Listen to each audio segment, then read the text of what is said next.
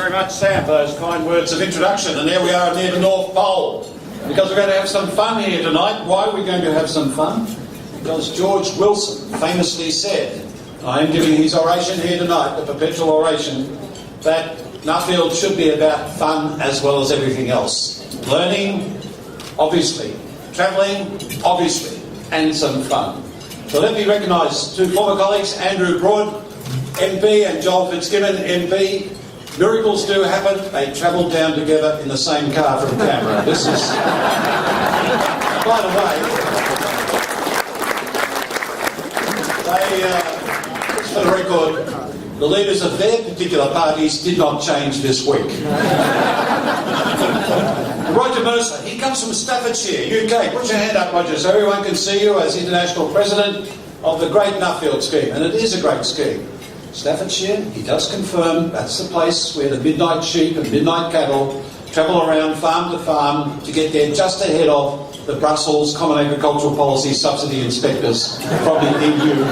It's been going on for years, ladies and gentlemen, and it's been confirmed here tonight by Roger. Tos, yes, from Rabo is, of course, from Holland, but has been here now many years, and his branch is just around the corner, ready for business at 9 o'clock tomorrow morning. There's no cash on premises, so don't try and knock it off on the way home tonight. Good to see Donald and Elizabeth McGeeckie here. Donald, Chairman of AACO, supporter of Nuffield, and I really appreciate that fact. I want you to recognise Andrew Johnson as Australian Chair from South Australia, and I also want you to recognise David Gooden, and I think they and the local team that put on the conference deserve a round of applause for the excellent.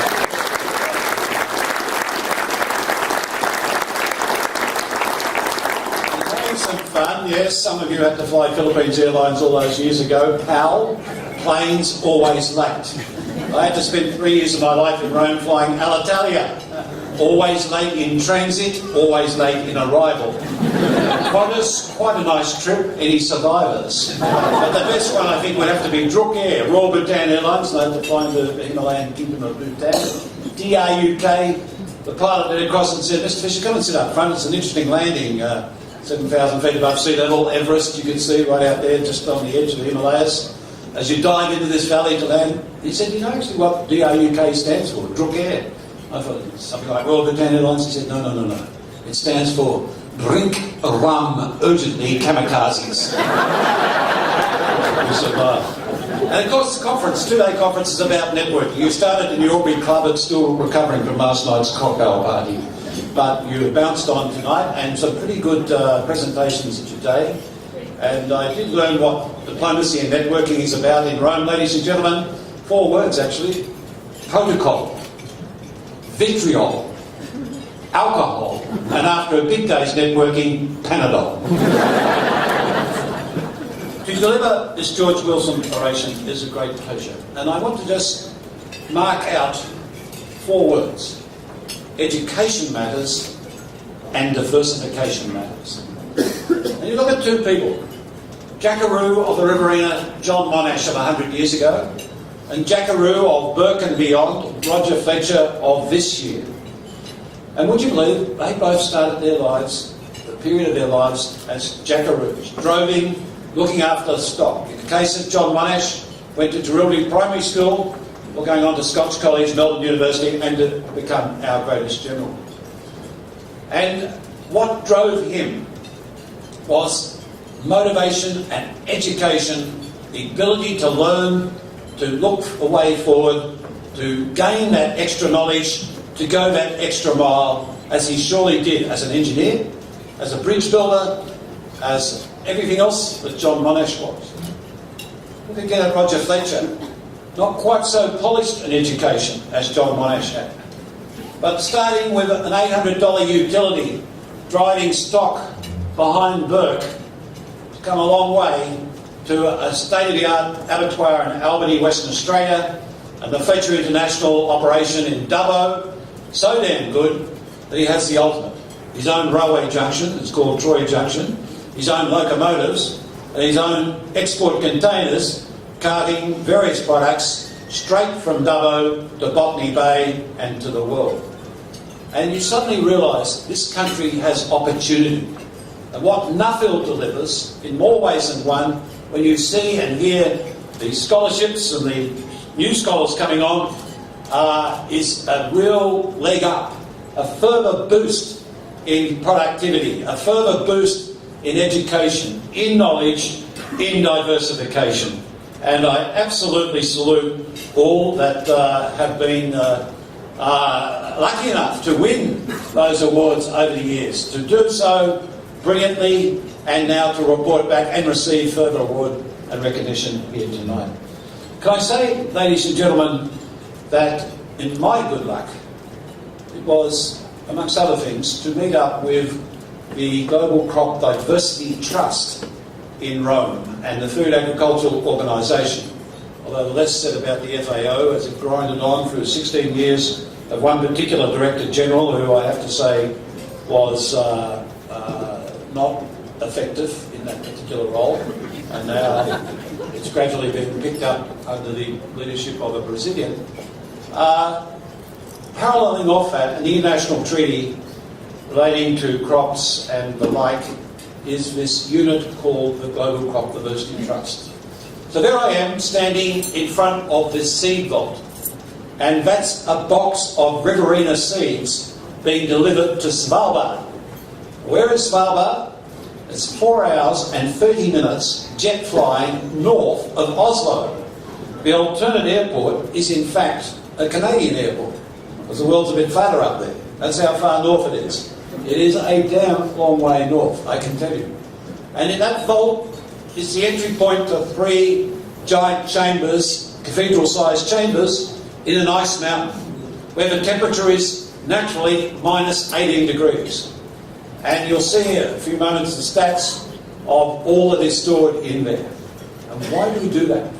Because the sad truth is we're losing a lot of our plant diversity.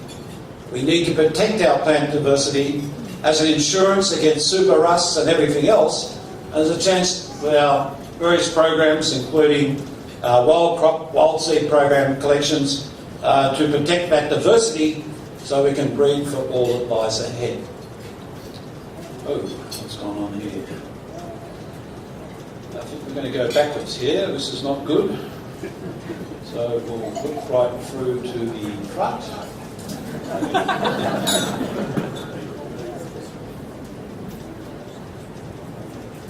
That's another angle to that seed vault. We are headquartered in Bonn, in Germany, and we were in Rome, but for efficiency and effective reasons, we decided to move to Bonn to control with lower costs and take out some of the costs of the operation of the Crop Trust, which was set up by Dr. Kerry Fowler, who some of you would have met this last month when he came through Australia to the Crawford Fund and beyond. It looks a little exotic. It's actually mainly concrete and more concrete and control systems and 24-hour surveillance systems in case for some peculiar reason any fire breaks out or anything else. And it has plenty of capacity, as you will see in what we store there.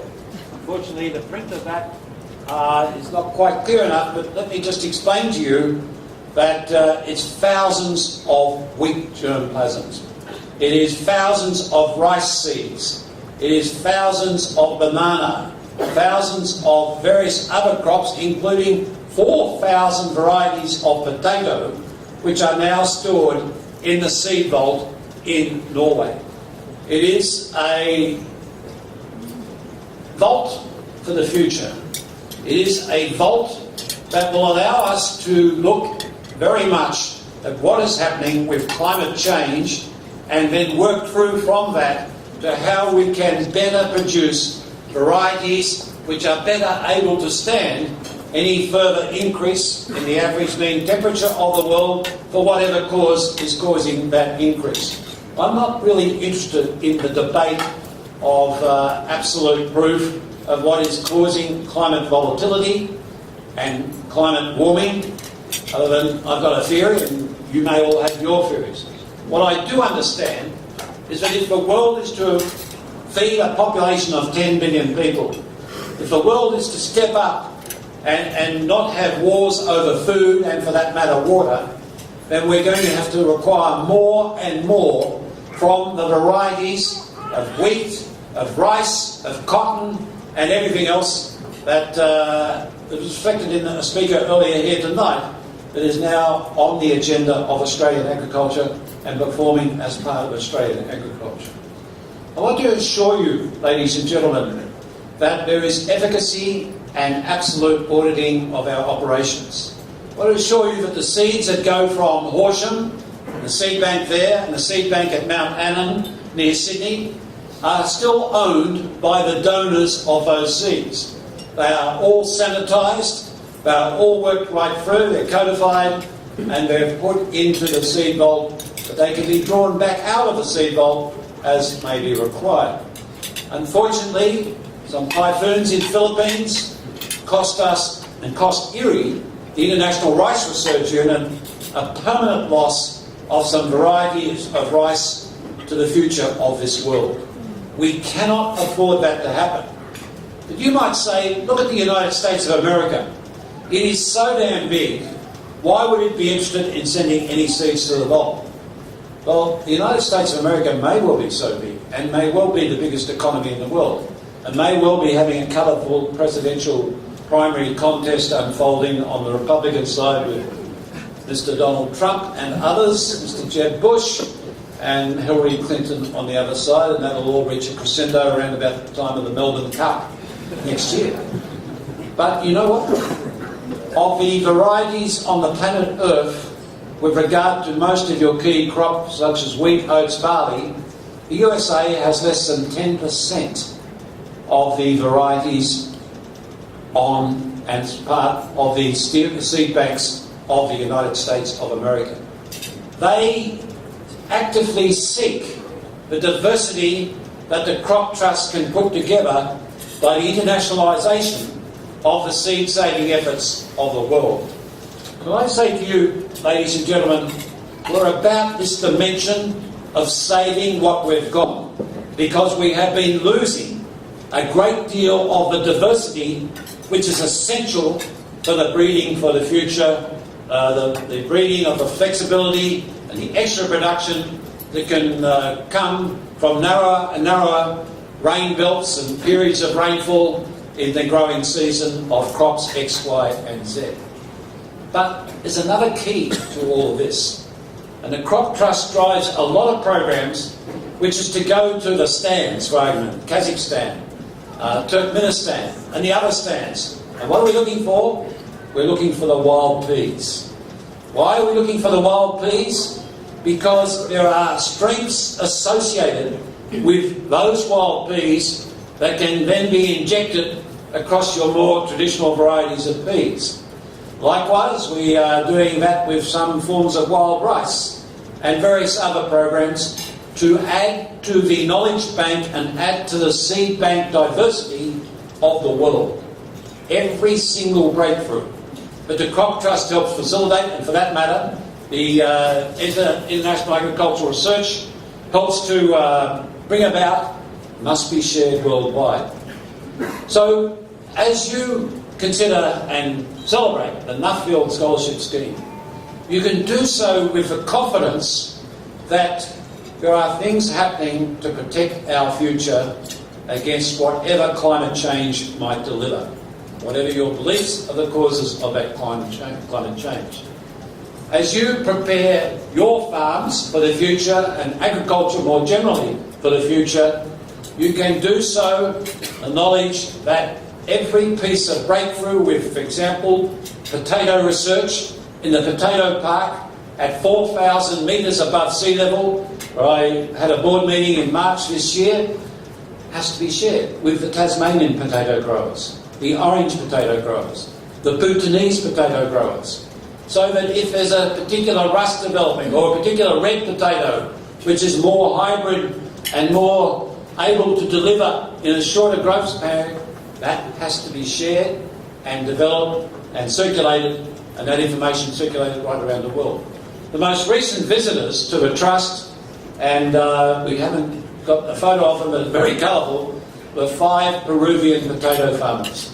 And they brought several hundred variations of the Peruvian potato to the Trust.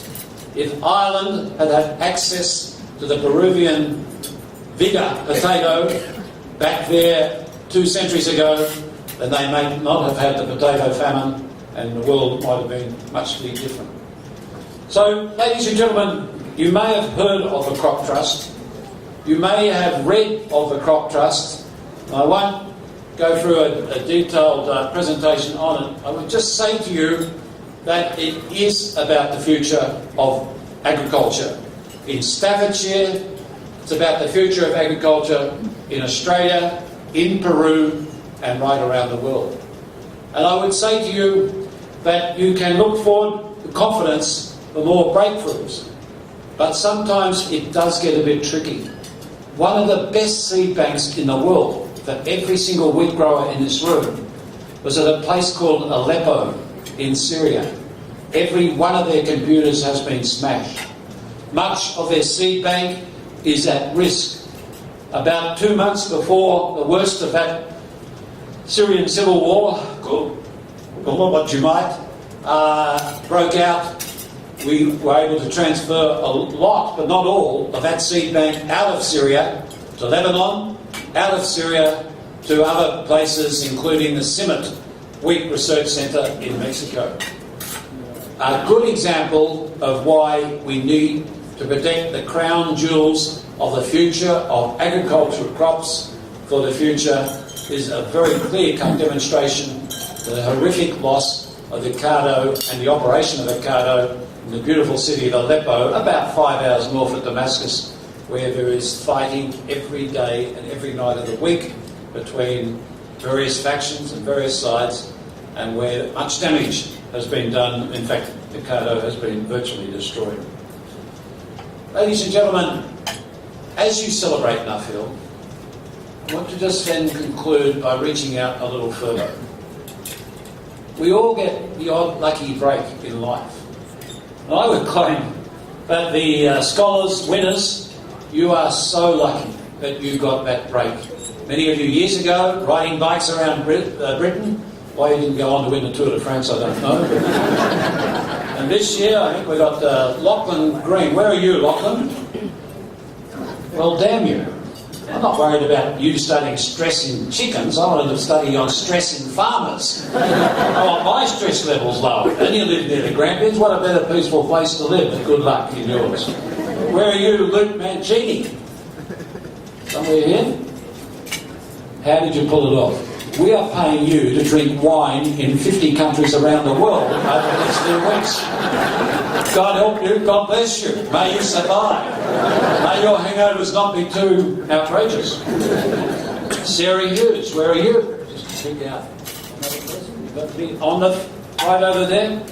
Yeah, I would try anything to escape Lake Nash Station up there on the territory border. How long since it's rained? Sorry? January. Oh, that's not too bad. The wet season's coming in another 2 months, we all think, and I know Donald McGeechy and I hope so, as well as Northern Properties. And finally, Angus Study, where are you? Must be here somewhere. Angus! Ladies and gentlemen, yes, I was in Rome to help canonise Mary MacKillop. If this guy can pull off peace between farming and mining, as his scholarship dictates, it'll be Saint Angus Day. You will be canonised. With all blames, I do wish you well. I do wish all the scholarship winners well.